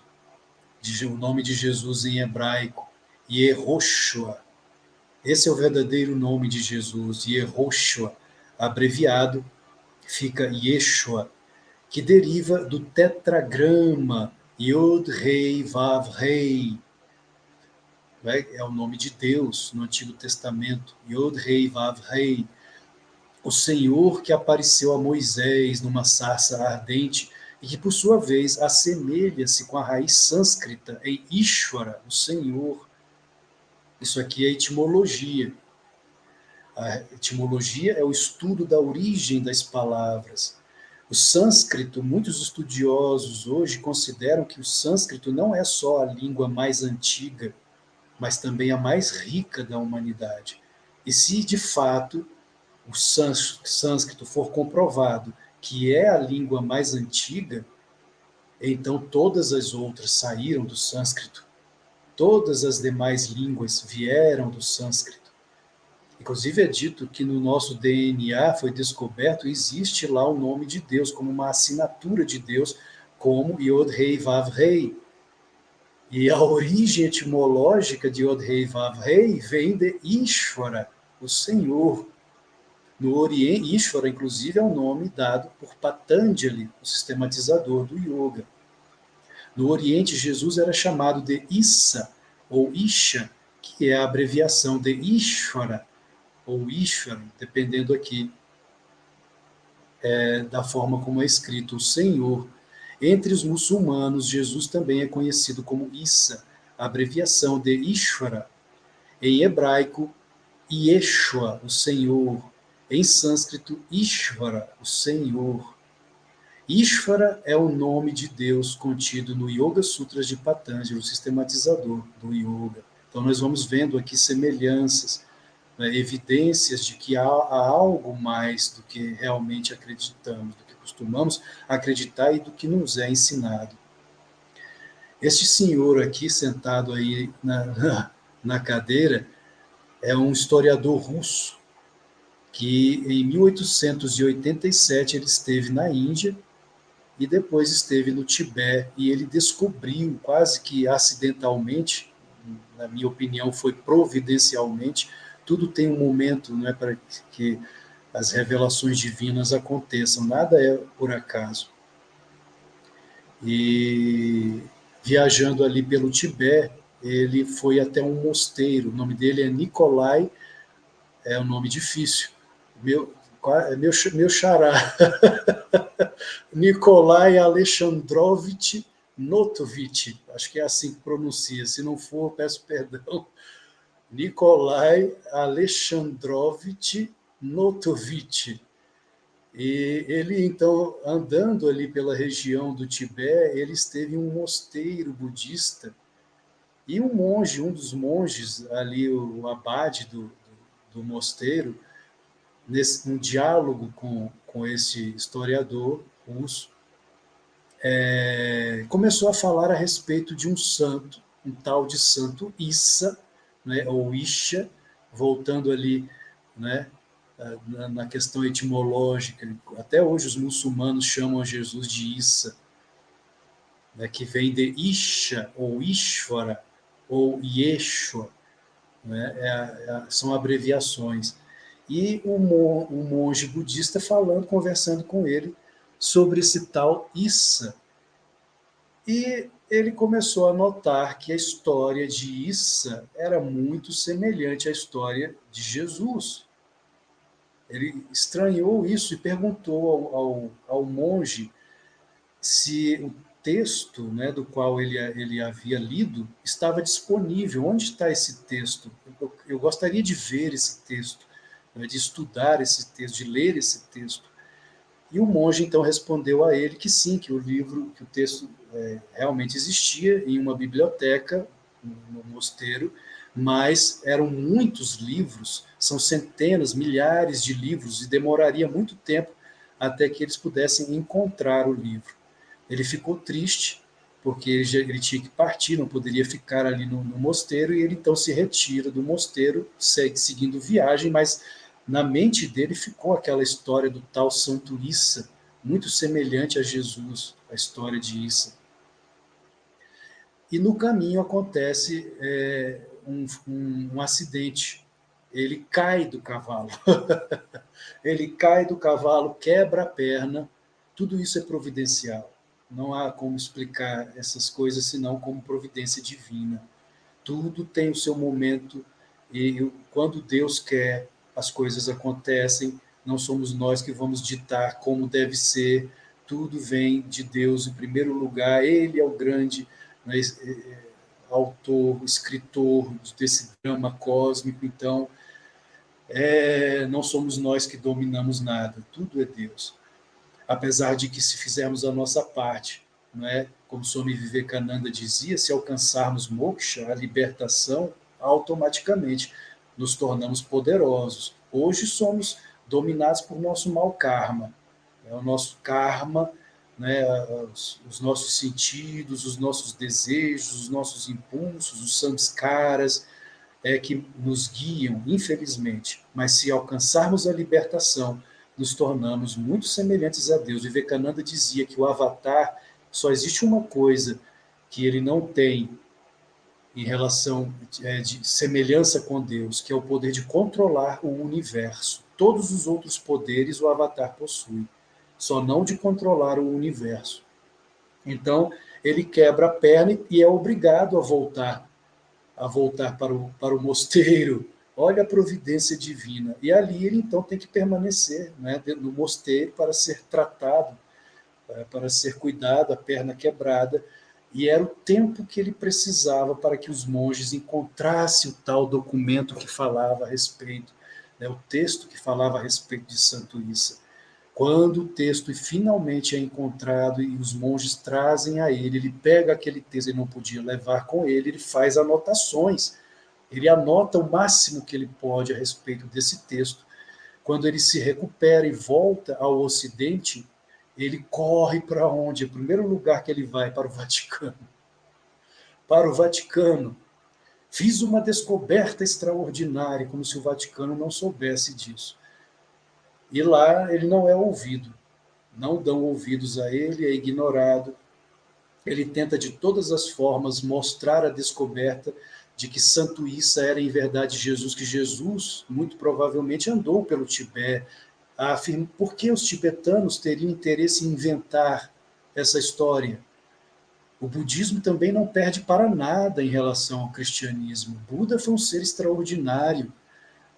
Estudemos a vida do Buda, Siddhartha Gautama é um ser sagrado, é um ser divino, não perde para nada em relação ao cristianismo. Os budistas estariam perdendo tempo se quisessem imitar, dizer que Jesus esteve aqui. Não tem sentido, não faz sentido isso.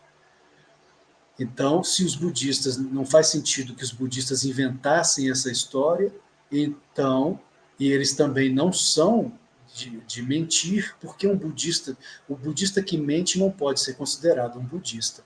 Assim como o yogi que mente não pode ser considerado um autêntico yogi. Satya é veracidade, falar a verdade. Ele então resolve escrever este livro que está aqui a vida de Santo Issa, mas ele não foi o único, né, a visitar aqui a famosa Rota da Seda. Eu vou ter que acelerar por causa do tempo.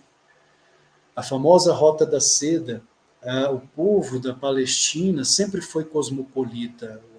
Toda aquela população dessa região, de todas as partes, né, do mundo, chamado mundo conhecido, era cosmopolita, e era necessário que fossem cosmopolitas, era necessário que viajassem, que fizessem trocas, não é? Tanto trocas filosóficas, intelectuais, quanto de comércio, de mercadorias, e teológicas também. E a famosa Rota da Seda, que vai da Palestina, passa pela Índia e vai até a China. Por que seda? Porque os chineses eram grandes fabricantes de seda, então toda aquela população se movimentava por essa rota famosa ali, andando a camelo. Hoje nós vamos de avião, se eu quiser sair de avião de Brasília até a Índia, né, eu levo horas para chegar na Índia, de avião. Naquela época era comum viagens que duravam anos, caminhando de camelo da Palestina até a Índia. Se eu não me engano agora, se eu me recordo bem, parece que o percurso, se eu não me engano, posso estar errado, mas eu acho que era 6.500 quilômetros, algo assim, da Palestina até a Índia, andando a camelo. Geralmente o percurso era de 1 ano de viagem. Da Palestina até a Índia levava 1 ano. E lembremos que os magos vindos do Oriente, não é, que trouxeram, como está lá no Evangelho segundo Mateus, trouxeram de presente ouro, incenso e mirra. É dito por muitos estudiosos, e Yogananda confirma isso, que Jesus foi retribuir a visita dos magói, dos magos vindos do Oriente. Então, ele, aos 13 anos, junto com José de Arimateia, muito provavelmente, seu tio, ele faz este percurso até a Índia para beber na fonte dos Vedas, dos rishis, dos sábios iluminados. O Nicolai, ele afirma em seu livro que, ao chegar na Índia, Jesus não é bem aceito pelos brahmanes ortodoxos. Veja a palavra ortodoxia novamente aí. A ortodoxia tem sido, infelizmente, um grande problema em todas as tradições, até no hinduísmo. Na vida de Dyaneshwar. Dyaneshwar foi um grande santo também indiano, e não faz muito tempo que Dyaneshwar viveu. Inclusive tem até um vídeo contando a história de Dyaneshwar. Ele sofreu também nas mãos dos brahmanes ortodoxos que interpretavam os Vedas ao pé da letra, né? Como Paulo apóstolo afirma no Novo Testamento, ele diz que a letra mata, o espírito vivifica. E Jesus, então, ele também sofreu perseguição dos brahmanes naquela época, ele teve que fugir da Índia, foi aí que ele saiu da Índia e foi para o Tibete. E no Tibete ele foi muito bem recebido pelos budistas. Caravanas a camelo eram muito comuns, então, naquela época, nessa rota, nesse caminho, nessa Rota da Seda, né? Outro que teve acesso àquele documento, a história de Santo Issa, lá no mosteiro, que ficou curioso para saber se esse documento, esse texto era verídico, foi outro russo, também historiador, de nome até parecido com o Nicolai, só que Nicholas Roerich. E, inclusive, essas pinturas aqui são dele, ele era pintor. Ali nós temos uma imagem das montanhas geladas do Himalaia, né, de Jesus ali, e a caveira, né, mostrando que um dia ele seria crucificado. A outra imagem é de Moisés sobre a montanha, tendo a visão do eu sou o que sou, né, Deus sobre uma sarça ardente. Esse historiador, então, o Nicholas Roerich, foi outro que teve acesso a esse texto, comprovando a autenticidade do texto budista. Outra pessoa que teve acesso ao texto foi Swami Abhedananda. Swami Abhedananda, discípulo de Ramakrishna. né? Alguém de conduta totalmente ilibada, um sábio. Swami Abhedananda foi um grande sábio da Ordem Ramakrishna. E em 1920 ele organizou uma expedição, curioso, para saber se o texto sobre Jesus era autêntico. Ele foi até o Tibete. A intenção dele, na verdade, era desmentir o historiador russo Notovitch, mas qual não foi a surpresa de Abhedananda ao chegar no mosteiro de Reims, no Tibete, e os monges de fato apresentaram a ele o livro. É triste o texto, né, o pergaminho, o manuscrito, na verdade. É triste que, atualmente, depois que o Dalai Lama teve que ser exilado, né, teve que fugir do Tibete, os monges dos mosteiros receberam ordens expressas do Dalai que nenhum dos livros contidos nas bibliotecas do Tibete poderiam ser abertos antes que o Dalai pudesse voltar, retornar ao Tibete. Como ele não retornou até hoje, então esse texto, muitos já tentaram, já foram lá, né, existe um documentário falando de Jesus na Índia, mas os monges não têm autorização para mostrar esse texto. Nós temos, então, pelo menos 3 grandes almas, 3 grandes homens que comprovaram, que pegaram, tiveram esse texto, né, em mãos, né? O Nikolai Notovitch, o Nicholas Roerich e Swami Abhedananda. Para mim, dos 3, Swami Abhedananda é o mais digamos assim, mais confiável, porque é um monge de uma ordem, né, a Ordem Ramakrishna, fundada por Swami Vivekananda, foi o primeiro iluminado a vir à América ensinar yoga no mundo ocidental. Então, Swami Abhedananda é considerado um santo também dentro da Ordem Ramakrishna. Não seria alguém que iria inventar ou mentir, não há essa necessidade.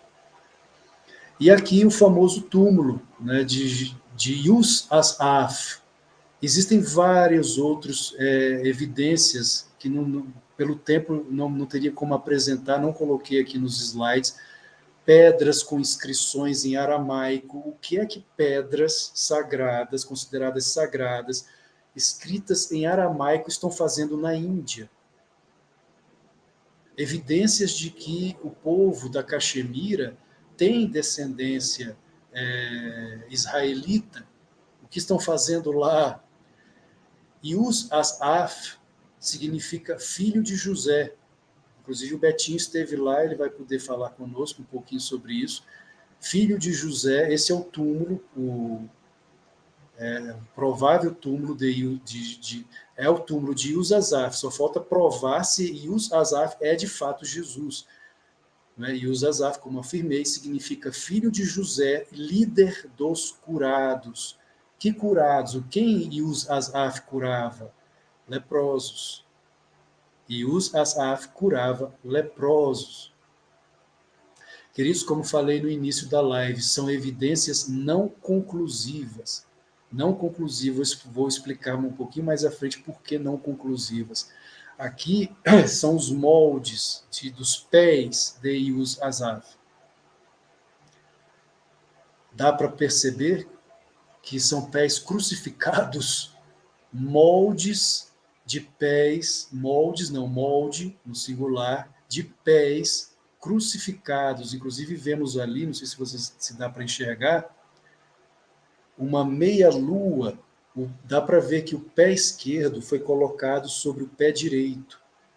E o prego usado era em formato de meia-lua. Não sei se vocês enxergam ali a meia-lua, exatamente como era usado naquela época da crucificação. Não eram pregos quadrados, como costumamos pensar. Veja o tamanho desse prego, em formato de meia-lua. Na Índia, nunca houve crucificação, prática existente apenas na Palestina do tempo de Jesus. O molde dos pés mostra que o pé esquerdo estava sobre o direito, e o prego em formato de meia-lua. Esse molde, hoje, atualmente, nós só temos fotos. Ele foi escondido pelos muçulmanos, nossos irmãos muçulmanos, que tomam conta daquela região ali, de Srinagar, e só afirmar que o túmulo ali é de Jesus, é para eles uma ofensa. Então, como nós poderíamos provar que Jesus está ali, que Yus Asaf, filho de José, líder dos curados, é de fato Jesus, somente com uma exumação? Somente com uma exumação e teste de DNA.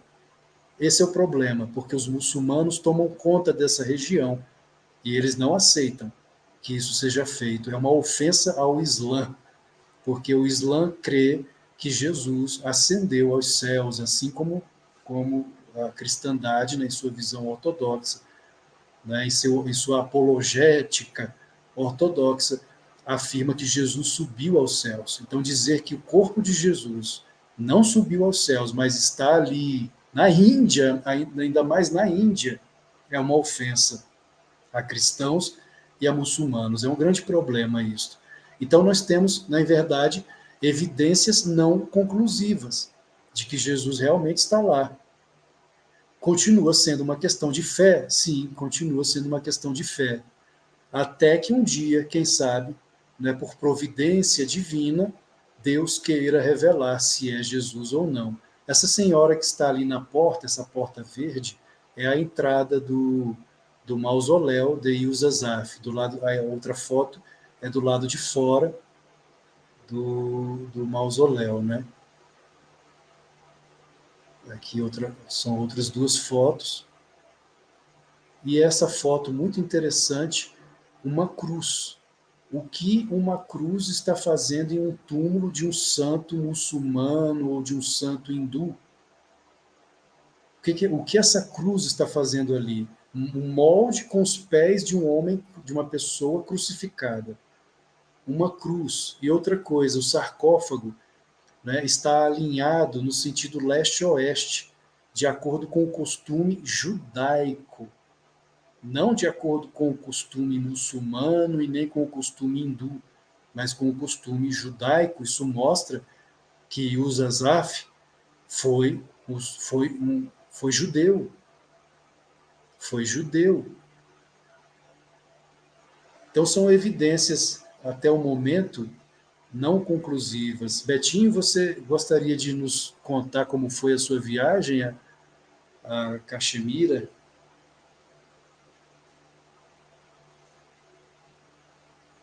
Bom, como eu disse a você, a minha viagem a Caxemira foi uma viagem mais turística do que uma peregrinação naquela região. E foi por acaso até. Nós estávamos programados para ir para o Nepal. E de uma noite para o amanhecer do dia, o grupo resolveu ir para Caxemira, o que era já na época, era uma aventura perigosa. E chegando lá, nós constatamos que o ambiente era muito tenso, muito hostil. Sai Baba afirma que Jesus, dos 12 aos 30 anos, passou pela Índia. E exatamente isso que você falou, ele teve problemas com muitos monastérios, com muitos ortodoxos e também com muitos hipócritas. E ele se colocou contra isso, como era o espírito dele já. Depois ele veio confirmar isso dos vendilhões do templo, quando ele expulsa os vendilhões do templo. E então Sai Baba afirma que Jesus viveu na Índia entre 12 e 30 anos. Eu sou devoto de Sai Baba. A minha referência maior é o que ele diz, é o que ele ensina. Sai Baba não faz referência à vida de Jesus após a crucificação na Índia. Há duas hipóteses. Ele não ter feito porque não é real, ou ele não ter feito, embora sendo real, para não chocar e causar dificuldade entre as fés, Porque entre os devotos de Sai Baba há muitos muçulmanos, há muitos judeus, há muitos cristãos. Muitos. Para você ter ideia, para você ter ideia, tem uma mesquita. O Sai Baba mandou construir uma mesquita dentro do ashram, para que os muçulmanos tivessem a oportunidade de fazer as suas orações diárias enquanto estivessem lá no ashram de Sai Baba. Então, muitas coisas Sai Baba não falou, não declarou, porque ele não quis estabelecer um clima de animosidade e de competição entre as religiões. Ao contrário, entendeu? Agora, eu vendo aquela casa lá, exatamente essa casa, a entrada em verde, exatamente. Aquele povo é um povo que está muito controlado pela fé islâmica radical. Aquela região é radical. Então, qualquer constatação, como você disse, fica prejudicada até pelo controle deles. Os grupos radicais, eles controlam até os outros muçulmanos. Né? Hoje o turismo em Srinagar, Caxemira, é praticamente inexistente devido a esse movimento separatista, até de terrorismo, devido à possibilidade de terrorismo, de rapto, essas coisas. Perigos pelos quais eu passei com o meu grupo, porque chegando lá nós vimos a barra pesar. Mas o outro detalhe que eu queria citar. Bom, voltando. Pode falar. Você tocou num ponto interessante, que Yogananda também, ele fala de Jesus dos 12 aos 30 na Índia, mas ele não fala de Jesus depois da crucificação. Agora, tem um episódio na vida de Yogananda e de Silkteso que os dois visitaram a Caxemira pouco antes de Yogananda vir para a América. E a conclusão que eu chego é que eles sabiam, obviamente, né, eram iluminados, eles sabiam que Jesus estava ali. Mas, como Yogananda tinha essa missão aqui no Ocidente, não pegaria bem ele falar naquela época. Imagina, 1920, ele chegar na América falando que o corpo de Jesus está enterrado, está ele ia no ter uma resistência, resistência que ia prejudicar toda a missão dele. Agora, há um detalhe também. Ele esteve lá para tomar as bênçãos, né, do local, do lugar. Com certeza. Eu queria fazer um registro que eu observei lá, é que, de fato, além dos lugares terem denominações comuns na Palestina, e lá é o norte da Índia, é longe a beça, como você falou. Há também a questão da etnia daquele povo. Isso. A etnia é mais judeu do que indiano. Os hábitos, a forma de se vestir. A forma de cozinhar, os nomes dos caxemirianos são nomes de judeus. Os nomes dos lugares são nomes contidos na Bíblia. Como isso é possível na Índia? Exatamente. O formato... Mas isso ainda... Mas, Alexandre, isso ainda não dá indício que Jesus tenha, depois da crucificação, ido para eles. Isso pode ter acontecido antes. Isso, são evidências não conclusivas. Não conclusivas. Agora, até os hábitos mercantis deles se assemelham aos judeus e dizem lá que um cachemir equivale a 10 judeus em termos de comércio, de negócio. Tal a semelhança que eles têm do negócio. Bom, eu não tenho muito mais que falar, isso só corrobora com o que você disse. Agora, eu volto a falar, Sai Baba falou de Jesus na Índia, mas nas mesmas situações que você descreveu, com os ortodoxos, E outra coisa, Jesus deixou na Índia uma devoção muito grande por ele. Sim, porque inclusive o discípulo Tomé, Tomé, sobre quem não falaremos na próxima live, sobre o Evangelho de Tomé, para onde ele foi? Para a Índia. Ele foi morto, inclusive, na Índia. Ele morreu na Índia, foi assassinado por um indiano, o discípulo Tomé. Existe toda essa tradição dos ensinamentos de Jesus na Índia, não é à toa. Assim como Mahatma Gandhi também foi morto por um hindu radical que não aceitava E Gandhi foi um hindu, né? Não aceitava o diálogo entre hindus e muçulmanos. Pois é, aí você vê, é o radicalismo. E é o que acontece, por exemplo, por excelência, melhor dizendo, nessa região onde que, supostamente está o túmulo de Jesus. Exato. Então, isso vai demorar muito para se confirmar ou para ser desmentido. Outra evidência não conclusiva, Betinho. Da mesma forma como existem conflitos ali na Palestina, existem conflitos aí na Caxemira. Né? Ali é uma disputa não na mesma escala, entre Índia, China e Paquistão. A tensão é muito grande.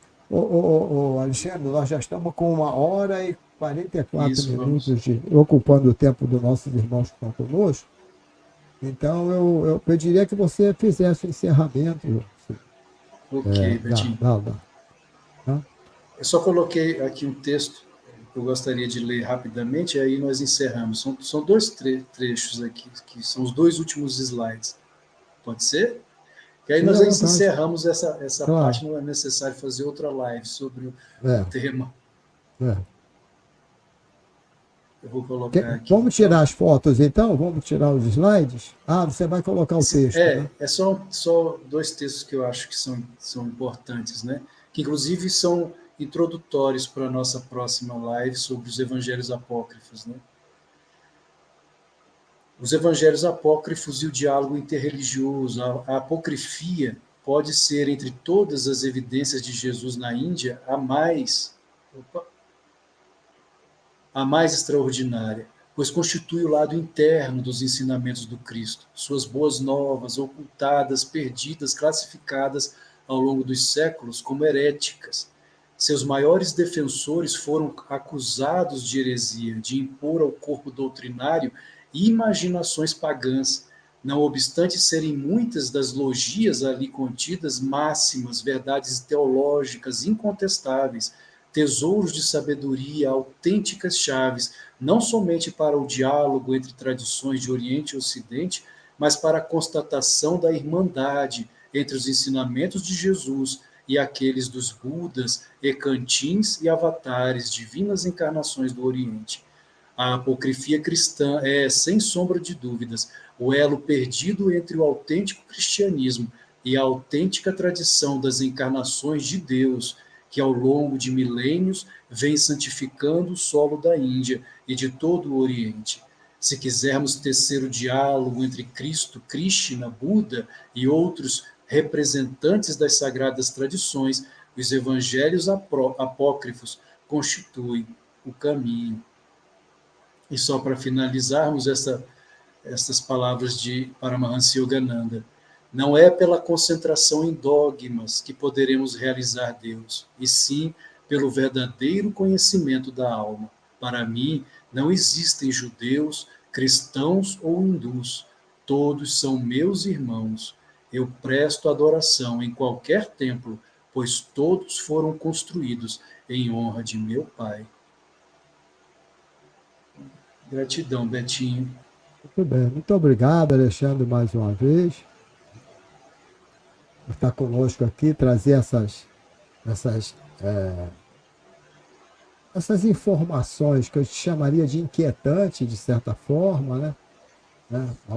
Cada um vai interpretar de acordo com seu nível de visão, sua percepção, sua cultura, mas está aí, está colocado.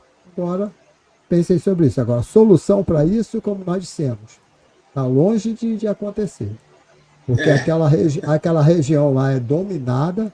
Porque você veja, quando Jesus passou por lá, não existia ainda o islamismo.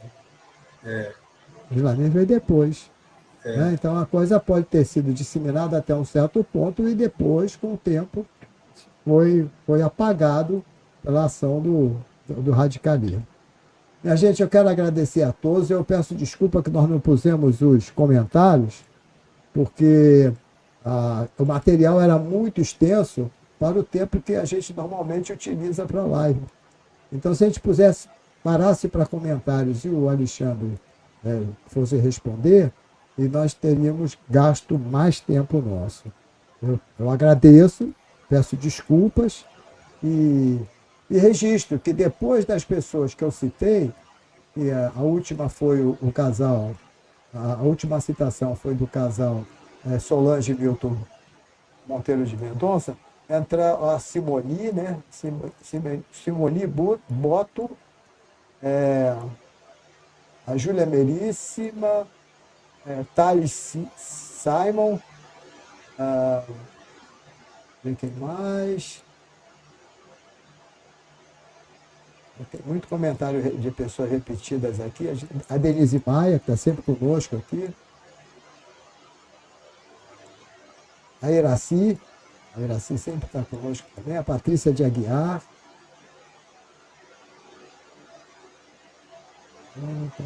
São essas que entraram depois de eu ter feito a citação. Não se esqueçam de se inscreverem no canal, de curtir o conteúdo, compartilhar. E na segunda-feira, Alexandre, nós vamos ter uma live muito interessante aqui, segunda-feira, dia 25, com o professor Mário Lúcio Silva. Ele vai falar dos ensinamentos, da experiência dele em contato com a sabedoria indígena. Uau. E ele faz não comparação, mas ele faz ele junta os conhecimentos hindus, do yoga, com a sabedoria indígena, e é muito interessante. Eu já vi uma palestra dele sobre o tema e pedi que ele fizesse aqui. Eu estou muito animado por essa live. Segunda-feira, às 20 horas. Quem puder, nós agradecemos a presença. Namastê. Namastê, gratidão. Meus irmãos devotos saiam.